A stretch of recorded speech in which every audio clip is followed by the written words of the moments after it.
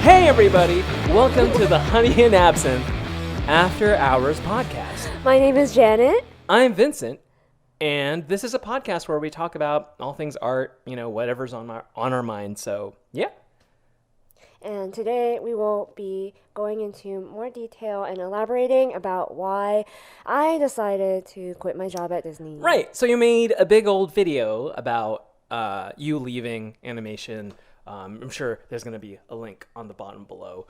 But I just wanted to talk more about that video. You only had 10 minutes. She only had 10 minutes to compress everything into a short video that's easily digestible. So I just want to talk about, tell us more about yourself. I know, obviously, but the good people over there don't. So. Yeah, well, I guess first maybe introduce your perspective, because I think you have a good perspective for everyone who's still in animation, who has no desire to leave, and have probably really good criticisms for someone like me.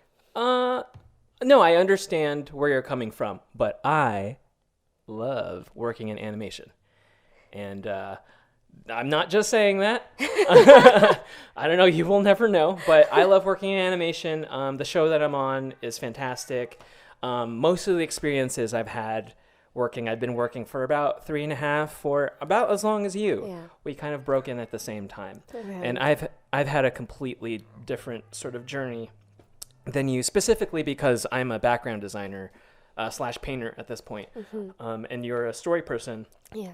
And the background, well, the design people and the story people kind of in a show are pretty separate. In a different path. So for me, it's in my personality to work in this industry. I'm very gregarious and I love to talk and chat, and I love pleasing people. I love doing good work every day and kind of putting my own, putting myself in my work and then leaving and then feeling proud of myself.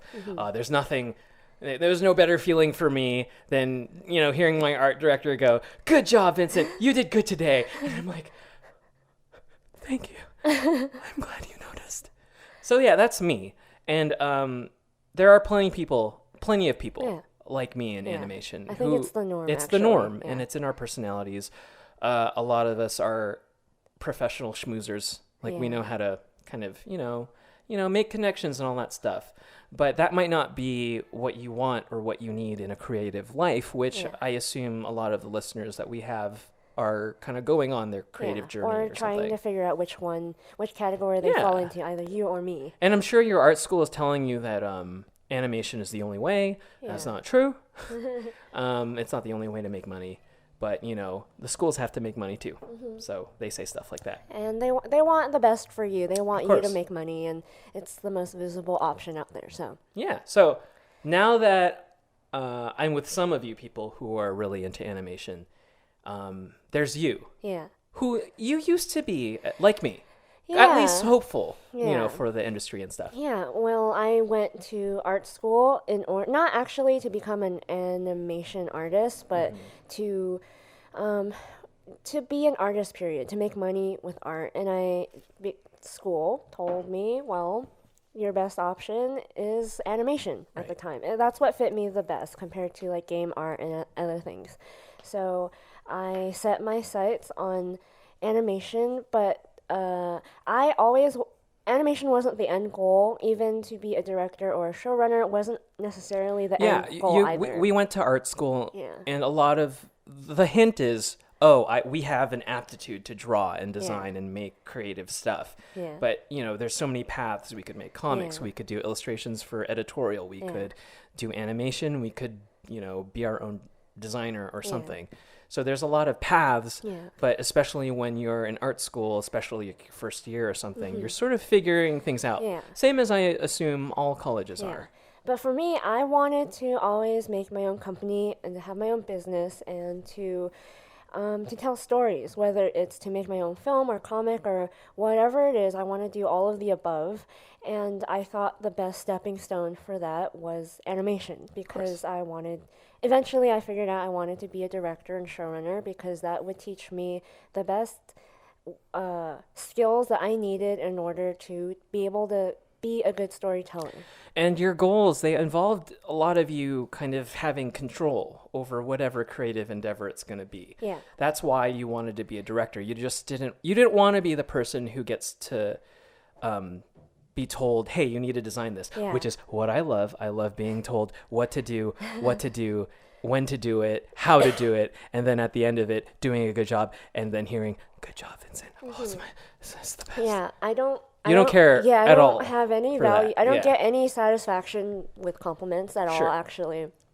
I only feel happy when I'm doing something that feels meaningful to me. And it will differ for everyone, but I don't care about pleasing other people. I only care about what, at the end of the day, is this going to help me be able to become a filmmaker? Is it going to be able to help me figure out how to make a comic or whatever it is? Yeah, you have a vision and you want to execute on that vision. So my end goal was to have my own whatever, my own show, my own film, my own whatever.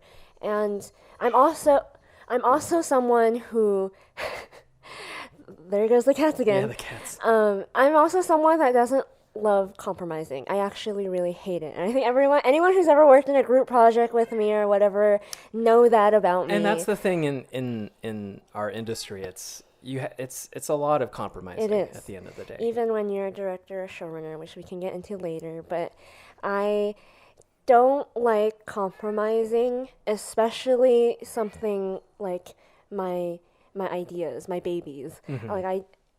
It really upsets me when I have to compromise because of other people's whatever. Right.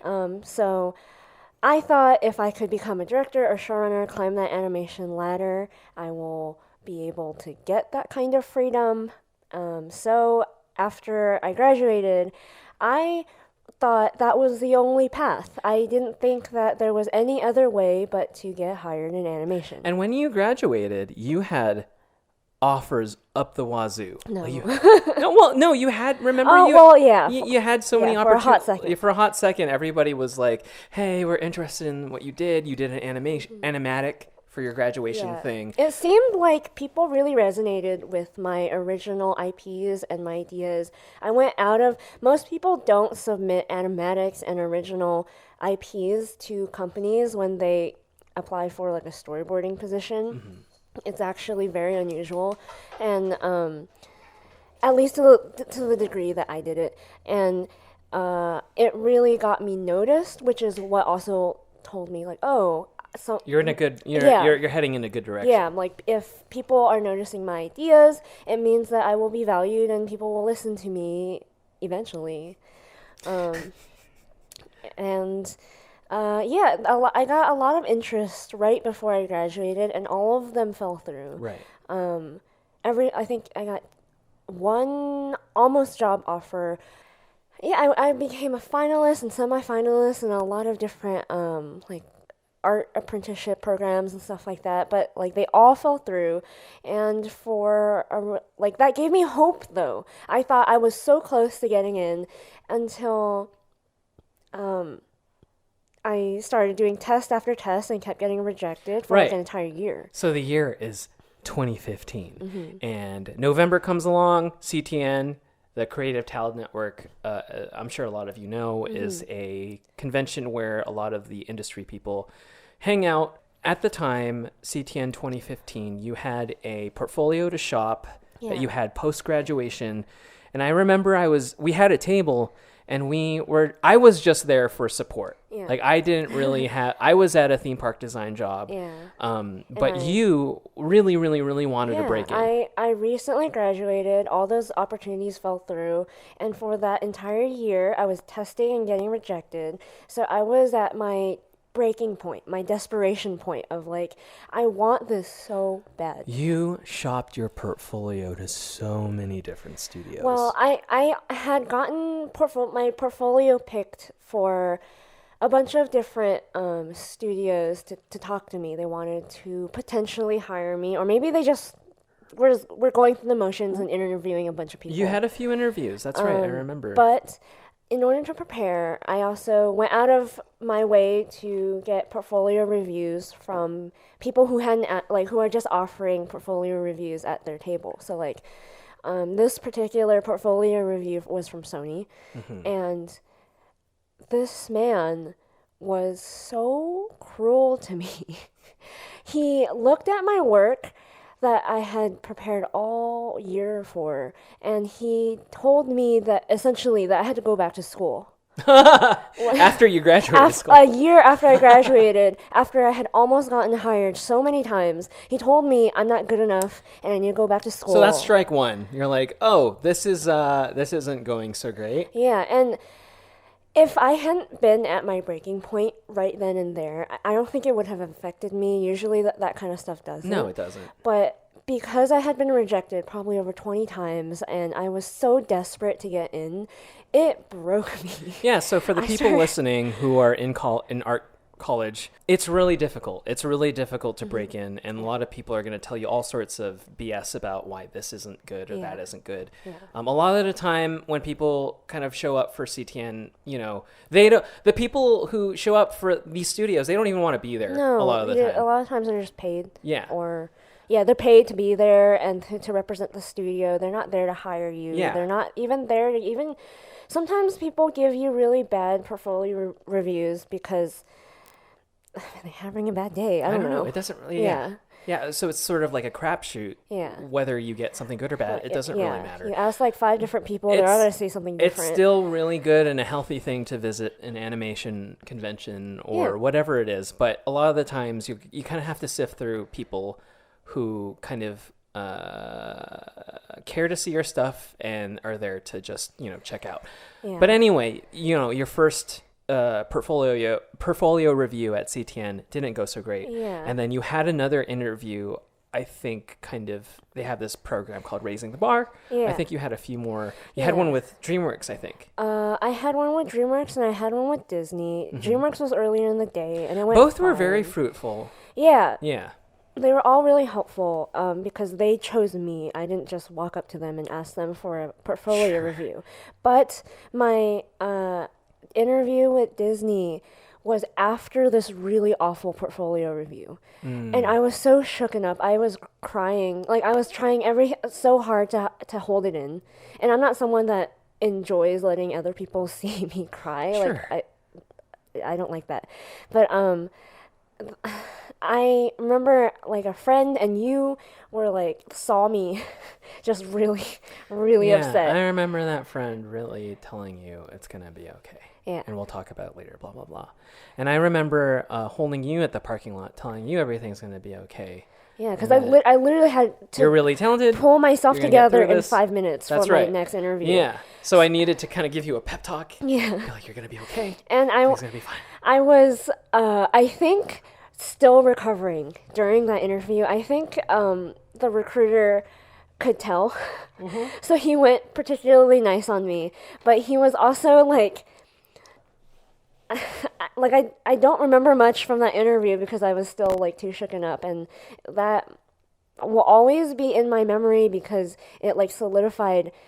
It made me realize how much I wanted to work in animation, how it was my dream job, and how I was willing to do anything for it. Like it didn't matter because I was getting paid more doing other things. Yeah, you were already freelancing doing some theme park design stuff too. Theme parks, commercials, that kind of thing, and those all pay. Well, maybe not so much theme parks, but commercials and that kind of stuff, they pay really well. They pay better than animation, actually. And I chose to give that up in order to pursue animation because that was my dream. Right. But truthfully, though, now that you look back at your portfolio and all the stuff that you try to hustle through in that era, do you think you were there in terms of the quality of your work? I was there when I graduated. I think the year of getting rejected really hurt my self-esteem, and I'm not someone that has low self-esteem at all. Right, and that's something that I went through too when I was shopping. I think the year after you, I quit my theme park design job, which was a very lofty, fine, just decent job. I could totally have seen myself have a future there. It wasn't for me. I really wanted to draw cartoons. So my experience was the same as yours the following year, where I had a portfolio that I was shopping around everywhere. Yeah. And it's kind of a soul-crushing experience. Some people kind of pass you away, and some people are really enthusiastic about you. You know, you kind of can't take it too personally. But when you're in a position like yourself, I already had sort of like a job, but this was your first foray into, you know, making it after school. Like a career job, not just like a job. Yeah, not just like a freelance thing. Like this is like an actual in-house gig. Yeah. So how did you break in? So it was so funny. In my ego, I like recovered. I found my confidence again, and I was and we did a ton of conventions. We did a lot of conventions throughout this whole thing. We were doing, I think 2015 we did less than 10 conventions. So many conventions. Yeah, so many. It's hard to. We had all the time in the world too. It was fantastic. It was honestly a way to kind of just make money, right? A little bit of pocket change for by doing something that we like, selling our art. And it was also like a fun little like artist alleys and that kind of thing were really intriguing to us, and we wanted to get good at it, and we did get good at it. So we went to a bunch of at the time anime conventions. Mostly anime conventions, that's right. And it was really fun. Yeah, there's something about doing that in our first experience before even legitimately breaking in that really had a huge effect on us. Yeah, it really raised our confidence because we saw... Sorry, continue. Vincent showed Momcat to the camera. Yes. We're able to get like the general public's feedback on our art, and and these aren't just people who don't know anything about art either. Like they're art lovers. They really appreciated us and saw value in us. And as I was getting rejected constantly, doing like weeks of work for free on these tests and getting rejected, you get people buying your prints and going, "You're fantastic. I really love this. I love what you did to this character. What is your social media? Blah blah blah." Yeah, blah, blah. Commissioning you, just so happy to meet you and to learn more about you. And that's something that you do not ever see in animation. No. Somebody can go, "I'm a big fan of your show," but no one will say, "I'm a big fan of that background you did." Yeah. No, it's more like, it's like, good job. You did your job. That's so cool that you work at this studio. But when you're doing conventions, it's more like you have a personal connection with another person. Yeah. And it's sort of akin to when you're in school, you know, as a kid, like maybe middle school or high school, and you start drawing and people are really enthusiastic about what you do, and they ask you, "Hey, draw my favorite this, blah, blah, blah, blah, blah." Yeah. It's a completely different experience. It is. And it's something I hope that if there are people in animation listening, you should really try it. Yeah. It's a great feeling. Yeah. It's selling and doing that kind of thing. Yeah. And don't do an animation convention. I mean, I'm talking about do a comic book convention or an anime. That's different. Yeah. It's different. Any place outside of, like, not a networking, getting a job fair kind of thing. That's not the right place to do that. No. But so doing that made me really confident, and also made me question, like, why am I breaking my heart over creating new IPs and doing all this work for companies that are just, they don't care. I'm just another person trying to get a job at their company. So I was kind of like, you know what? Maybe I'll just do this full time, do conventioning and do being an independent artist. I remember this conversation. We were sitting down having Korean tofu soup, and then you told me, "You know what? Screw it. I'm just going to do this, you know, designer thing. I'm going to be my own self-made person." Yeah, because I was like, why am I relying on someone else to give me a job? I'm going to make my own job. Right. That was my ego speaking, and also, you know. Lo and behold, a couple of days later, one of the people who reached out to you post-college, like about when you were about to graduate, reached out to you, and this person was from DreamWorks. Yeah, and they offered me a job. Well, an interview and then a job. Right. And I went into this interview being very confident and acted like I don't need you. Like I had like Disney knocking at my door at the same time. I was doing tests for a lot of different studios, but I was. You did a test for what show? I think it was like the Lion King. I think thing. Lion Guard Yeah. and yeah, and I was very like I don't need this. I don't need you. I don't need you to hire me. But if you want, that's such a good feeling. fine. Yeah. And that was the energy I gave off, and I think that is what people really like to see in you, someone who's very confident, who knows their worth. So elaborate more of that kind of aura or attitude you need to have. It's definitely not annoying, like It's douchey. It's similar to playing hard to get. Kind of, yeah. You're confident, but you're not douchey. Mm-hmm. You know what you're worth, but you're not desperate to get a job. Right. They're not desperate for them. And I think that's the most attractive thing. To people who are trying to hire, especially recruiters. Yeah, because they are not used to that. They're used to people begging for a job. So when they feel like you don't need them, they're kind of like... They're ooh. interested. Like, ooh, there's a confident person Yeah. over there. But yeah, okay, so you have a call from DreamWorks, things are going well, and tell me about your first, I guess, year, because you were how long were you at DreamWorks? 2 years. 2 years. Yeah. And you look mostly fondly at your experience at DreamWorks. For the most part, I think all my learning was done at DreamWorks for the first 2 years. You got so good. I did. I learned a lot. I really did. I don't think I can do what I'm doing now without my experience in animation. But, my first year was just learning. And it was a good experience, too, because I made a lot of friends, and a lot of people at that studio were really kind to me. Yeah, you had a great crew, especially for the first show. You had a lot of, like, ragtag green people who were just happy to just break in. I think it'd be different if I came in with people who had a lot more experience than me. I think it'd be less... There would be less camaraderie, I think, amongst all of us. It's really nice to be in a position where the show just started and you're kind of getting to know everybody. In my experience, my entire career, I've been in shows where they've already kind of had the ball going. There's been clicks already. So I just kind of... You have to finesse your way into these clicks. Sure. But yeah, sorry, continue.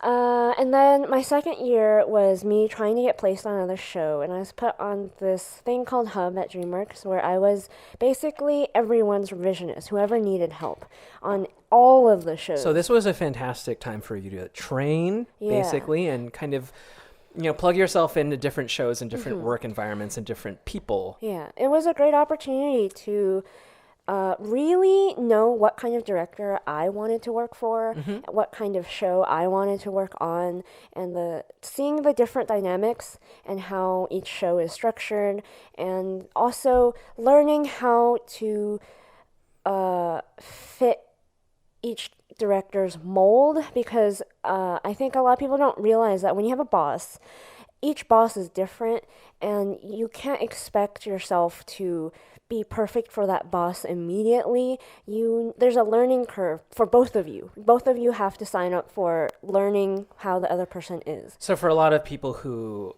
are still in school or who have graduated, the things you kind of have to juggle with in animation is, one, the work, obviously. Like what is the style? What is the expectation for this show? Blah, blah, blah, blah, blah. But then the other is, how do I work with this other person? Because most of the time you're getting, notes and orders from, whoever it is, your director, art director. And that's huge. It is. It's a huge thing to deal with. I liken it to like being able to read people's minds a little bit. I think I've gotten really good at figuring out what people want without them having to just say it explicitly.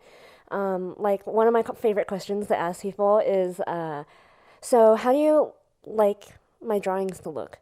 And a lot of people don't have an answer for that, because they usually say, draw however you like, I don't care. But that's not true. That's not true. Because usually, if you observe them for long enough, they like it when you draw like them. Of course. And especially for the people who are at school right now, you'll notice that about your teachers. Yeah.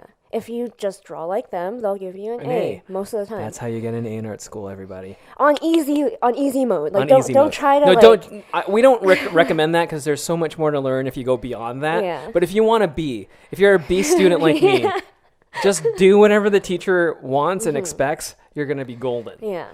And the different things that you start to learn when you work with different people. And I learned a lot of little tricks to figure out, like, how to be the best board artist, whatever, for each director. Of course, and you've been with so many different kinds of people on Hub. Yeah. People who are a little more difficult and harsher on you, Yeah. but who want the best for you. Yeah. And then people who are a little bit more lenient. You know, you get all spectrums of people. Yeah, so after near the end of my 2-year stint at DreamWorks, I was having like a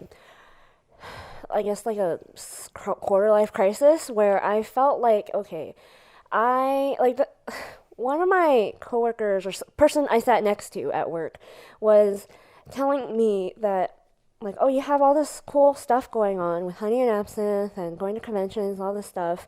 Like, what do you want to do?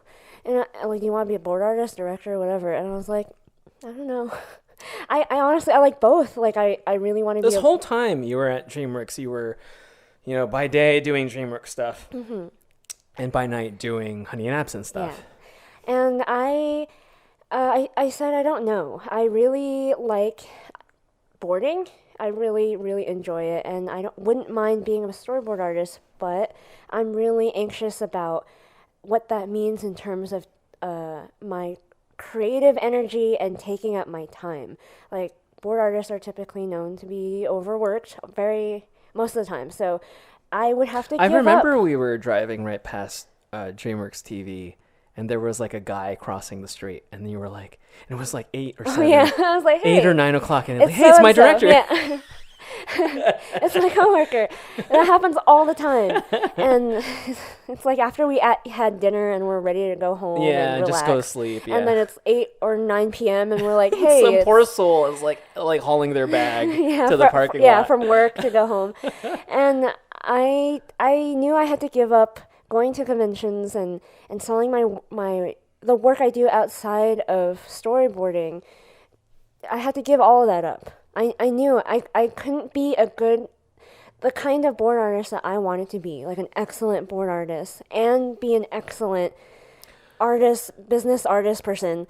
So when you were at DreamWorks, you were basically considered to be a storyboard revisionist. Yeah, but I was basically a storyboard artist at that point because I was doing a lot of board work, and I knew that any more than this, like a actual storyboard artist amount, would be too much for me.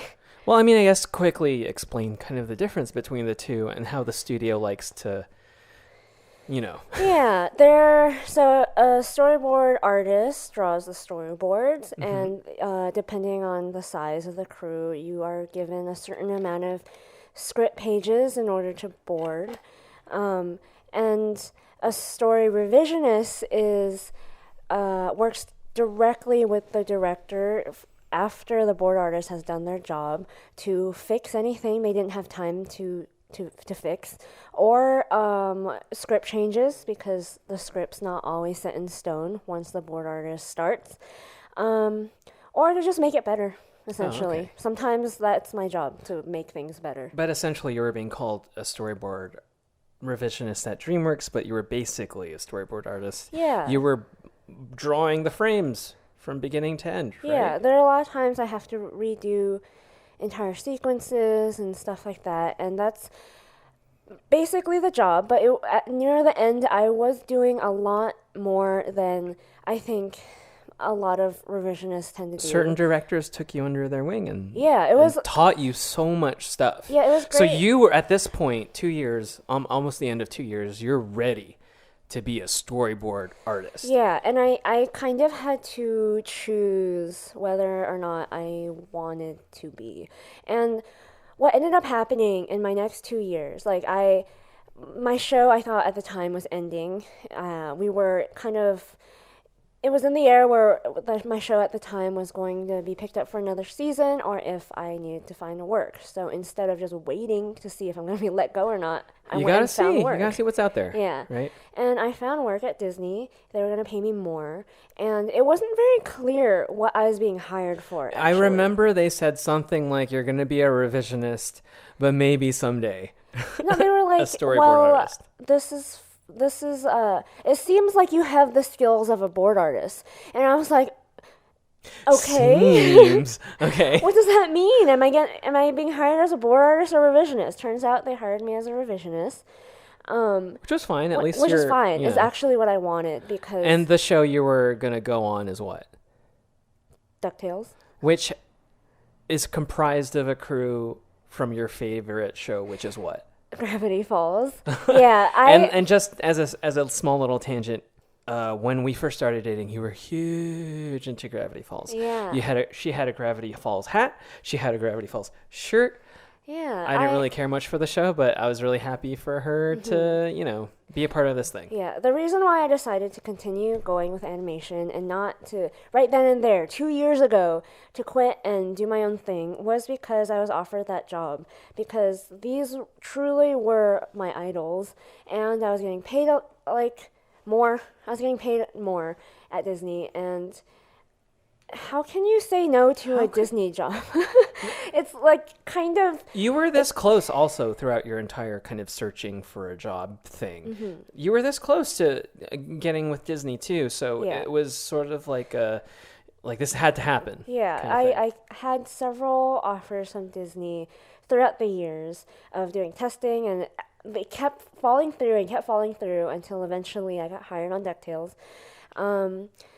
And I felt maybe a change of scenery, going to a different studio might help this weird, searching for something that I didn't even know what I wanted, really, at the time. I knew that I wasn't happy. I knew that there's something inside me that wasn't really satisfied with what I was doing. But I wasn't... Oh, I was telling the story about... the person I sat next to asked me what I wanted to do, and I said I didn't know.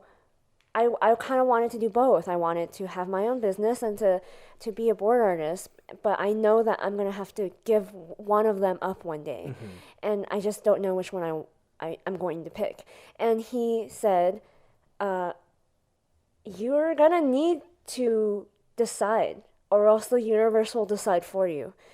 And there are people still deciding right now. Yeah. Yeah. And I was so conflicted every single time I thought about this after he said this to me, because he was essentially, he had been on this show for a really long time as a board artist, and he was being let go, and he was going to take this opportunity to do his children's book illustration career thing. And I knew that he was older than me, so he had so much good insight, but I wasn't ready to make that decision yet. And so I went to Disney, and... So what was your first day at Disney like? Oh my God. Really bad. Okay. So... Quickly elaborate on that, I guess. Yeah, so... Okay, so my first day at DreamWorks, let's start with that, was really great. I had something like an orientation, where they introduce you to the company and what the company is like, and then they give you a tour of the studio so that you know where the bathroom is, even where to get lunch, where to do everything. Like, there's nothing worse than going to a new place and then not even feeling like an idiot asking, "Where's the bathroom?" So they gave you a tour, and then they would drop you off at the show that you're starting on. And then they dropped me off, and because everyone was essentially in my similar position, new, they introduced themselves, they were really kind, we immediately all bonded with each other, and no one was rude or cold or whatever. And then, great first day, right? Very normal, exactly what I expected a big corporation to be like. I've had first days like that too. So at Disney... First of all, I parked, I came in. Actually, no, I couldn't get in. I had to sneak in behind someone because no one told me how to get into the building, and you need a key card access thing. I didn't have that, and I also didn't have any number to call to ask. So I just kind of stood outside like a weirdo. in their congratulations email, they'd give you a list of, this is how you get into our studio, obviously, blah, blah, blah, blah, blah. Because they have to do that all the time, but no. They didn't bother. No, they didn't bother. So I stood outside like a weirdo weirdo waiting for someone to come by and open the door for me, and hopefully they won't think like call the security guards on me or something. There's a weird lady standing in front of the studio. What are we gonna do? Yeah, and then I sneak in essentially, and then I legit wander around the studio because I have no idea where I'm going. I have no idea where my crew is, and someone sees me and is like, "Can I help you?" And I'm like, I'm the new hire for DuckTales. And then she's like, "Oh, you're the girl from DreamWorks, right?" And so I was like, okay, first of all, how do you know this? How does everybody know who I am? Yeah, already. And I haven't even introduced myself properly. That's bizarre, but okay. And she's like, she guides me to my desk, and then she tells me to log on to the computer. Okay. There's like a packet instructions to log on for a new person.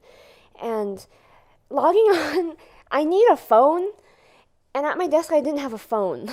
So I was like running around with my head cut off, trying to figure out how to log on to my computer, and just basically I had no introduction, no one was there to greet you. No one was there to You think that's common courtesy? I know. For the happiest place on earth. I know. You're our guest. You're a cast member now, and nope, none of that. And I remember realizing that no one was going to introduce me, that no one will even know that I exist unless I go out of my cubicle and introduce myself to everyone. Except it's a little bit of a maze in there, so I didn't exactly know where everyone sat. And I'm actually a very, very introverted person. So this whole thing is just really difficult. Yeah, it was very, very difficult for me to introduce myself, to get the courage to do that without other people making it easier for me. Like, it's not like it was hard at DreamWorks, because the environment made it easy for people to do that. So I get up and I go to the person next to me, introduce myself to him. It went well, and it gave me a little bit more courage. I introduced myself to like the people in the office across from me. That also went well. And then there was like this meeting thing that I got in the email on my first day, and I was like, okay, I don't know where this meeting room even is, but I will go because it says I have to go. So I'm one of the first people to show up. A bunch of the directors are sitting in the main conference room table, and there are a bunch of other people sitting on other chairs. That's right. You drew this in your video. Yeah. Where I'm holding my hand out to shake someone's hand. Right. And this woman looks at my hand and completely ignores me after I say, "Hi, I'm Janet. I'm new here." She's sitting there just like, okay, and then she keeps talking to whoever she was talking to. Dang. And I was like, that crushed me. Holy smokes. It took me so much to bring myself to do that, to even introduce myself like that. And I was so nervous and so shy, and the worst thing that could have possibly happened. And I was like, okay, I will seat myself now. Yeah. So I sit at the conference table, which this is just one bad thing over the other. It was a train wreck of a first day. At DreamWorks, the conference table isn't reserved for any particular person. I've had conference table meetings. Everyone's free to sit wherever. Welcome, especially to sit anywhere they want. So I didn't know that there were places where only certain people are allowed to sit. So again, in one of the illustrations I drew for my video, I sit down at the conference table, and all the directors look at me like, who the hell does this girl think she is? What is this, the 1950s? What's going on here? And I was so confused at their looks, because I was like, what? I just you sat can't. down. They told you can't sit there? Yeah, so they said, you can't sit there. Wow. And I was like, okay. So I get up and I choose another seat further down along the conference table. And they're like, you can't sit there either. And I was like, then where do I sit? Where do I sit? And they were like, this conference table are reserved for directors and executives only. Oh, excuse me. I was like, oh, is this how this is at Disney? Okay. I mean, way to make the new girl feel welcome on her very first day. Oh, it's just the happiest place on earth. And so I was like, okay. And I made a joke to play it off because I felt so bad. I felt so awkward. I felt disgusting. I felt so unwelcome. And I was like, haha, I'll just sit all the way over here then, pointing all the way to the back, all the way to the whatever. No one left. Damn. No, everyone just gave me like cold stares as I walked all the way back to the back of the room. Your first day on DuckTales. People were telling you to sit in the back of the room. Yeah, I was so mortified, but also like burning with anger at the same time. And I remember the day you came home and you told me all of this, and I was burning with anger. Everyone I've told this story to after the fact have been like, I would have cried. Yeah. I would have just I would have made a scene. I would have been like, what is this? What is this? Is this how we do things here? You call yourselves professionals? What's going on here? In my head, I was like, I've worked at DreamWorks. No executive ever told me that I wasn't welcome to sit with them. No director ever told me. So I was so like, and then to have my bosses, the first day of meeting them, to tell me sit in the back. Yeah. It was not something I ever expected to happen. And then, yeah, so that was my first day. All right. So so you're struggling, I remember, your first 6 months at work. So how does, the chain of command work over there? So everywhere the chain is like, you have especially with story people. With story people in particular, it's basically the track to becoming a showrunner or director, either one. And you start, the bottom of the barrel position, entry-level position, is the revisionist. And then you can work your way up to the storyboard artist, and then you work your way up to the director, and maybe then the supervising director. And then if you want to pitch ideas and get your show or idea sold to the studios, you become a showrunner. And then it's much harder after that to climb up the ladder, but then you can become like a producer, executive producer, and so on and so on, until you become someone like a John Lasseter or Bob Iger. And that's just how it is. Unless you own the company, you don't get 100% say, because the directors have, in a way, creative control, but not really. And then the showrunners have even more creative control, but not really. And then the executive producers have some say, but they no longer have creative control. So it's just every aspect of control and freedom is separated to different kinds of jobs. And that's just how the corporate structure is structured.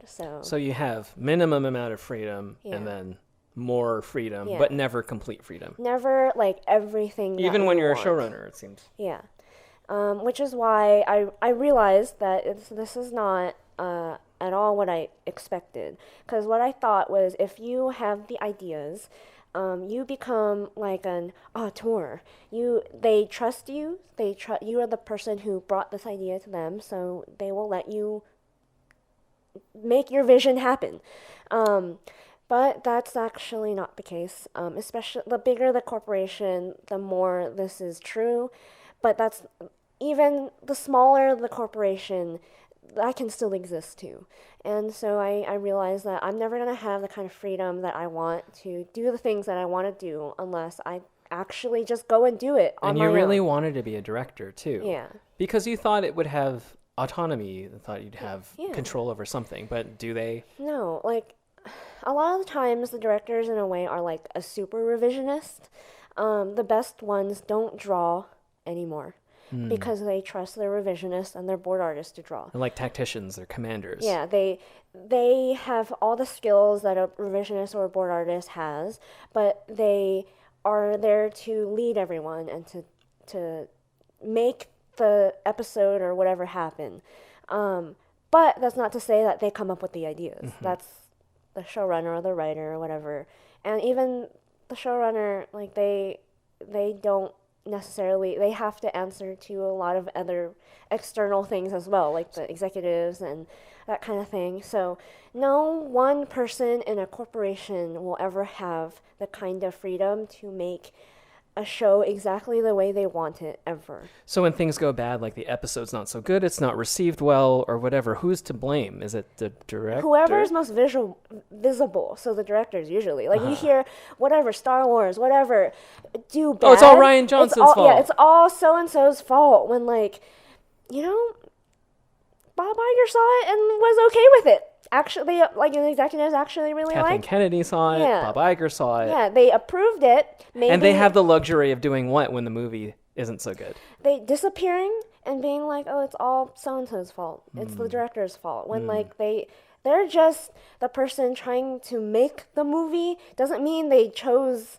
all the little details that made the movie fail or succeed. Sometimes whatever. it's a lot of the producers, sticking their fingers Yeah. in the soup.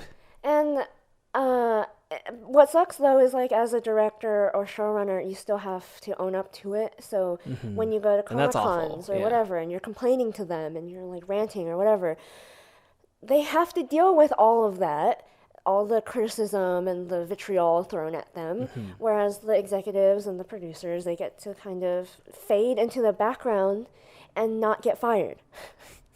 Which is just how this business works, I guess. Yeah, it doesn't matter if it's a small animation show or you expand it to Yeah. a big production.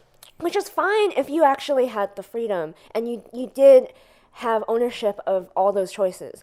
But to take credit or to take all the vitriol for things that were not about you, but you are responsible for them at the end of the day, it really, really sucks. Like, I see people get, like, criticized all the time when they really had nothing. They wish they could have done something about it. They get criticized for decisions that they didn't make. Yeah. They get, Yeah. the brunt of the responsibility. Yeah. So you're at Disney, and before you got to Disney, I'm sure you had expectations for your crew, for the work that you'd get, for, the whole Disney experience, period. How did that expectation meet up to reality? So my expectations were that this is, if not the biggest animation company in the entire world, the most prestigious at the time. I thought, one, it would be more organized. Two, I thought, the Disney vibe is very kind and hospitable. That's their brand. Yeah. Yeah. Like, be our guest. Be our guest, Yeah, that sure. kind of thing. Whatever. And I wasn't expecting the amount of ego I think that I should have. You should have. Yeah. Yeah. It's something that I know, looking back, maybe I was a little naive, but the bigger the company, the more prestigious the company that you work for, tend to create a lot more ego in people compared to if you were working at a smaller company that has a lot more to prove. People are less inclined to be like, I'm a big shot. I'm so important, whatever. But, like, at a company like Disney, I think it's more common than not.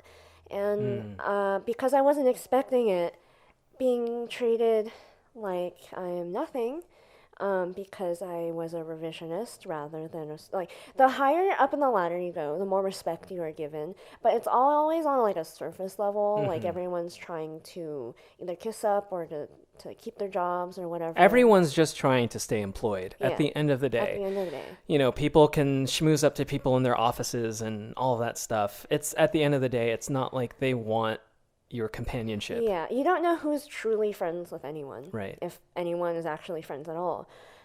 That's why it's important to have a life outside of animation. I believe. to stay sane. Yeah. And you can't just hang out with these people No, all I mean, the time. if you want to climb that ladder, maybe. Sure. But, like, you might be living an empty life at the end of the day. So it was really, for me, I don't mince words and I don't know how to tell the difference. So when people are being kind, I think they're just being kind. I don't think there's any ulterior motive or whatever. If people are mean, I don't know why they're being mean. I just think they're mean. So I just saw the culture there as very just not something that I want to play those games at. I just thought it was a waste of my time. I'm here trying And to... and the games they're playing is like middle school stuff. They are. They are. It's like, who's the most popular? Who's the person that can keep your... Who can help you get your next job? Who can help you get a promotion? All these things. And for me, I was never there to climb a ladder. I wanted to learn, I wanted to get better, and I wanted to make my own show one day, but not at the expense of someone else. Or I wanted to make my own show because I was good, not because I kissed someone's butt and worked my way up the ladder. But then I wouldn't have the skills to make a good show at the end of the day anyways if I did that. So it's not something that that I liked, let's just say. Well, then you have this awful experience at Disney. Yeah. How did you start sort of coming to terms with, I need to not only leave this studio, I might just have to leave this industry altogether? Yeah, so like I said, I really thought about it even like 2 years ago, before I even accepted the job at Disney. And I was just actively... From the day I was hired, actually, in animation, I was actively putting off getting a promotion to become a board artist. It was something that I just... And why is that? Because I knew that it would take away my time to be able to do the thing that I actually really love doing, which was making my own work. So this whole time you were at Disney, you were still juggling your own personal business. Yeah. And that's why you kind of just was like, I just have to stay as a revisionist. Yeah. I got a previous director offered me a storyboard artist job back at DreamWorks about a year into my job at So Disney. that was your first opportunity to leave, your very first one. Yeah, I technically had other ones during my time at DreamWorks. But this person from DreamWorks actively sought you out and was like, "Hey, I know you're over there. Can you help me out with this?" Yeah. He wanted to hire me as his board artist. And this person you worked with took you under your wing, and then he taught you a lot of stuff. Yeah, he was a great mentor. I wouldn't be where I am now, in skill-wise, without him.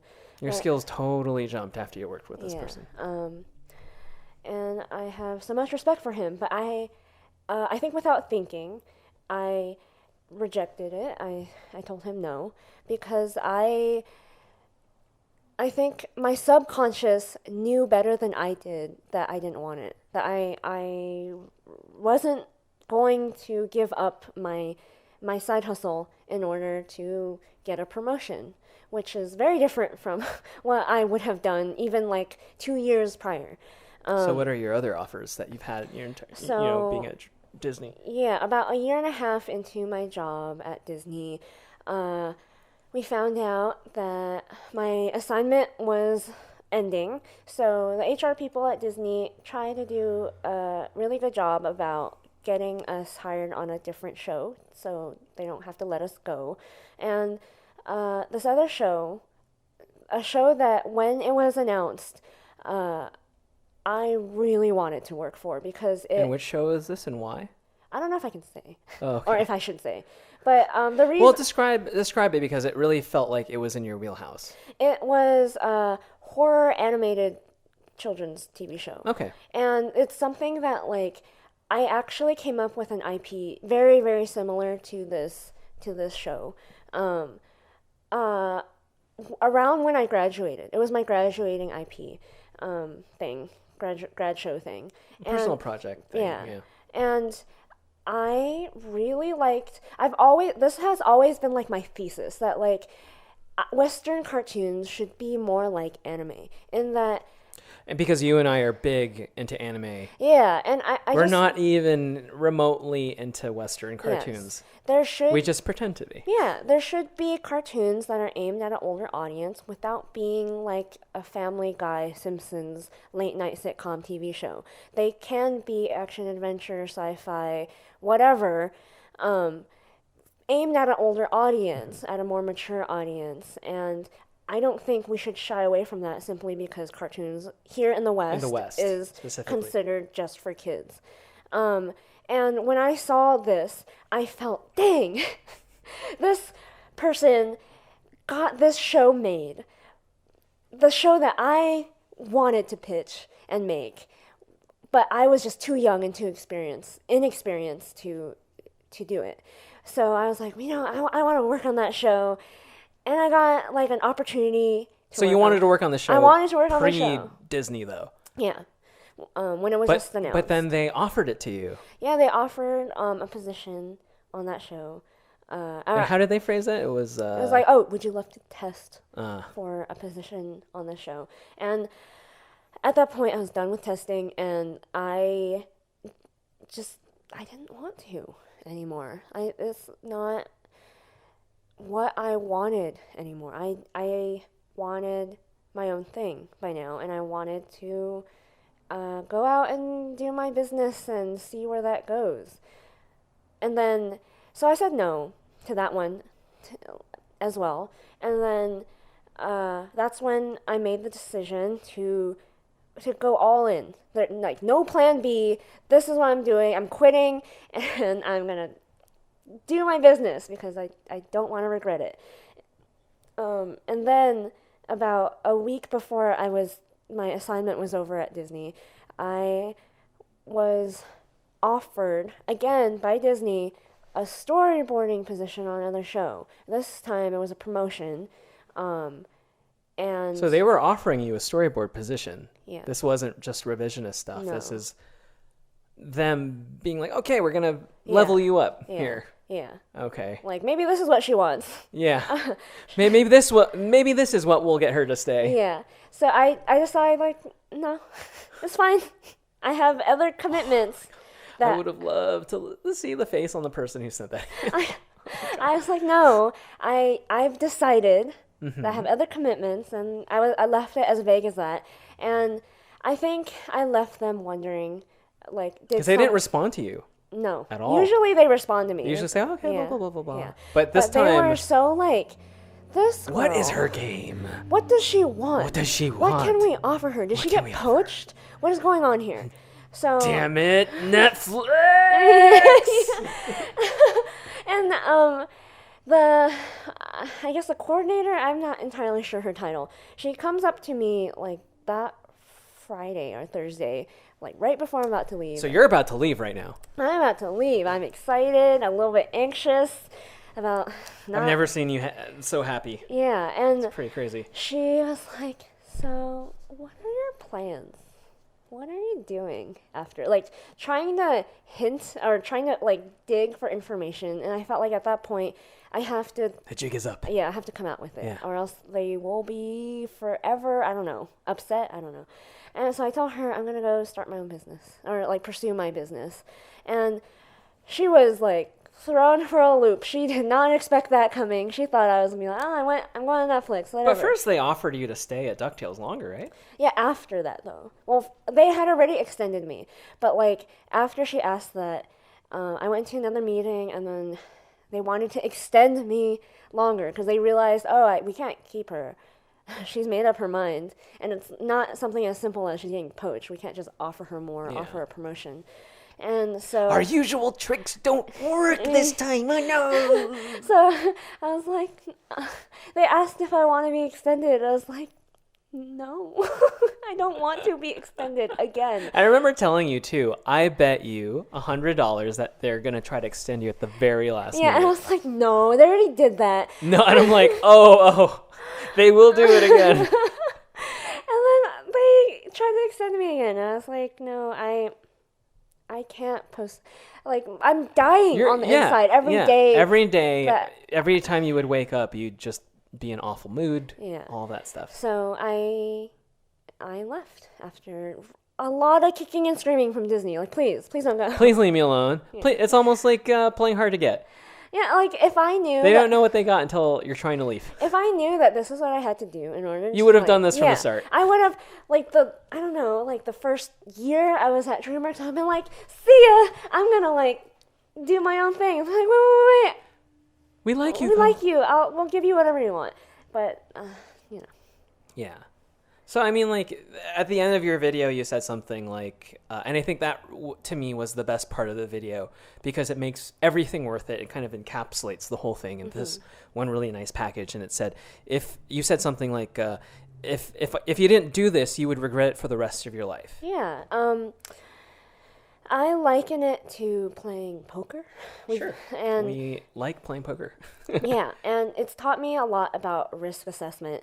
And I realized that it's more risky to stay at this job that doesn't make me happy for until retirement or whatever than it is to just see, because I am confident enough in my skills that, like, if I fail, and I very well might fail, you never know, I can always get a job again, whether it's in animation or commercials or whatever it is. It doesn't matter. Will always be able to provide for myself and to make ends meet. I'm not going to, worst case scenario, end up homeless or whatever. That's not going to happen. I know how to survive. But if I, like 10 years from now, 20 years from now, if I had decided to stay and just constantly be wondering, like, what if I pursued my dreams to do this or do that, to make a film, make a comic, do YouTube, try to make my business succeed, whatever it is, whatever my dream is, I will never be okay with that. I would always be upset with myself. I will always wonder what if, and it will always kill me on the inside that I just wasted years of my life doing something that doesn't make me happy, when, like, I spent a lot of money to do art. I argued with my parents, and You sacrificed. I sacrificed a lot in order to pursue art. And if I wanted money or stability or whatever, I could have done a lot of other more stable things than art.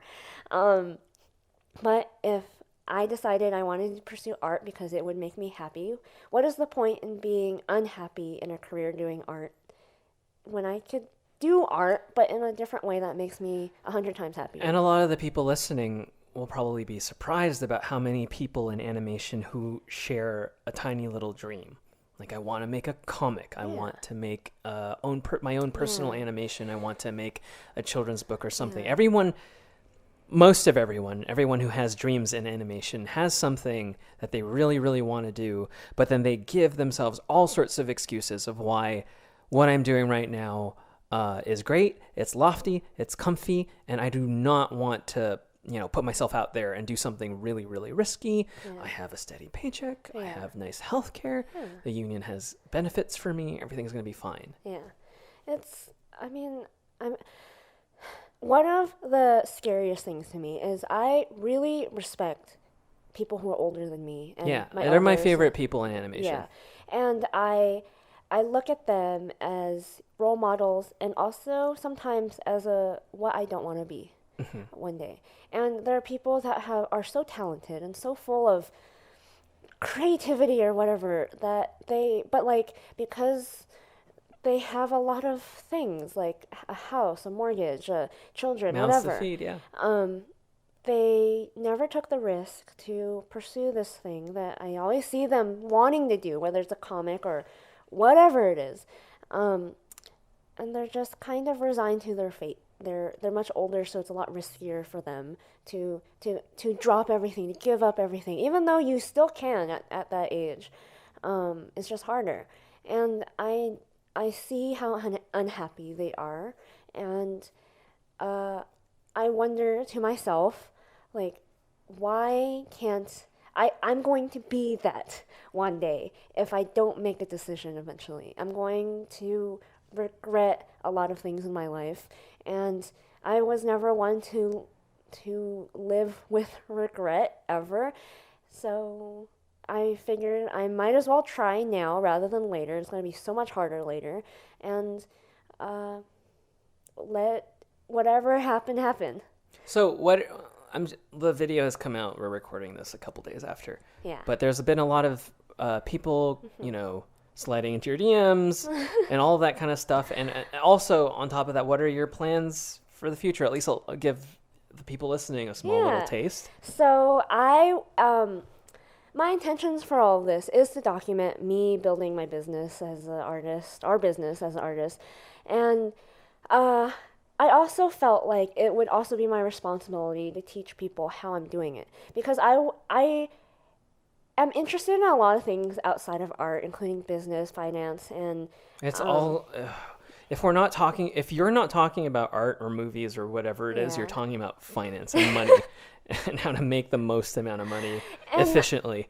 I am shocked by how ignorant I think artists tend to be about ways to make money with It's their not art. something we focus on. It's No. certainly not something I focus on. I think the obvious thing is obviously YouTube and Patreon, but there's a lot more to it than that. And I want to give people like me who are in college right now, maybe, and who think that animation or whatever is the only path, and to show them that it's actually easier than you think to make quite a lot of money without relying on these gatekeepers, these people that tell you, oh, you're good enough, you're not good enough, whatever. Because, and if I can be like a guinea pig and to tell people this is like step 1 through 10, and I can guarantee you at least some amount of success doing it, I think that will be just more opportunities for artists down the line. Like, why should we go into traditional jobs in doing art or whatever when we don't live in a traditional society right now where there's social media, there's whatever, and there are people making boatloads of money playing Fortnite. Yeah, exactly. And what the heck are we doing? What are we doing? What am I doing? What am I doing? Yeah, being paid peanuts by these billion-dollar companies when it's like we're worth a lot more than that. And like people who still really love animation pursue animation, but there are a lot of people who don't necessarily love animation or are being told that this is the only way. Yeah. And where I want to show them that maybe if I can show them how not risky it actually is, and how this is the pathway that you can take, open up the paths for, there will be maybe more jobs in animation and more people suited to animation for those jobs. That would be great. And then people who are more like me who want to do this thing, they can go do it with like a roadmap, at least. The parts that excite me the most, especially being your partner, is especially what you said, that you get to give people proof, an idea of something, of another option that's outside of, working for a major studio or whatever it is. Yeah. Because looking back, and when I was a kid and when I was going through school, it felt like it was the only way, because that's what all of my teachers told me. Yeah. And the other thing that's exciting to me is this whole thing that we're doing was in the making for months and months and months and months. And we just never figured out the right time to pull the trigger. Yeah. Until certain things happening in the Golden Globes was like, oh, okay, I think this is perfect time to do this. But my favorite part is just, I'm going to be as excited as the audience seeing what you have to offer, because I'm the one still going to the studios and still making, stuff that I enjoy. Yeah. And I get to come home and we get to have really long conversations about what you're doing and what your plans are. And I really feel this in my bones, that there are people in YouTube right now making, trying to, let's let the cat out of the bag. Art influencer is a thing. Yes. It's a thing that nobody seems to be aware of, or whatever it is. But there are people in YouTube right now who are doing the art influencer thing. Yeah. And they haven't even scraped the surface, because we've had these long conversations about what's possible and what hasn't even been done yet, because artists have these amazing abilities, but their kryptonite is they can't seem to, see outside themselves and make money and all that stuff. It's so interesting that we as designers and creative people are supposedly tastemakers, or supposedly we decide a lot of what people think is cool or amazing or innovative, but we are the last usually to take up new innovation. And the idea of an influencer is really icky, yeah. There's bad connotations to it, but if you think about it as a business sense, there are people, singular people, a person, who are making anywhere between $10,000 to $100,000 a month. Look at any beauty YouTube person. Beauty, business, and this gamer, is, like you said, a sole comedy. Individual. Yeah. Probably has to rely on the streaming services, obviously, but not a huge corporation. Yeah, no, maybe at most, their teams are 10 people, but usually it's 1 or 2, and they're making so much money, and like their worth, they know their worth, and I think artists need to realize their worth. They need to figure out and they need to stop being told that you need to have, you know, a company to validate your talent. Yeah, like why be an employee being paid like what, $2,000 a week, $1,000 when the average a week? beauty YouTuber gets paid Like $20,000 for one ad, for one video, for one... And their merchandise. Or like all that some stuff. speakers get paid $100,000 for one speaking gig. It's just ridiculous that we think that this is as much as we're worth. And I want people to know that, no, you're worth a lot more than you think. And because I know that, I'm confident in that, and I am never going to settle for less ever again, so... Yeah, and that is our After Hours podcast. You can follow us at Honey and Absinthe on Instagram. Where else? So Honey and Absinthe on Instagram, honeyandabsinthe.com for our merch and prints and stuff like that. Honey and Absinthe on YouTube, where we'll be posting at least once a week, hopefully 2 or 3 times a week once we get the ball rolling.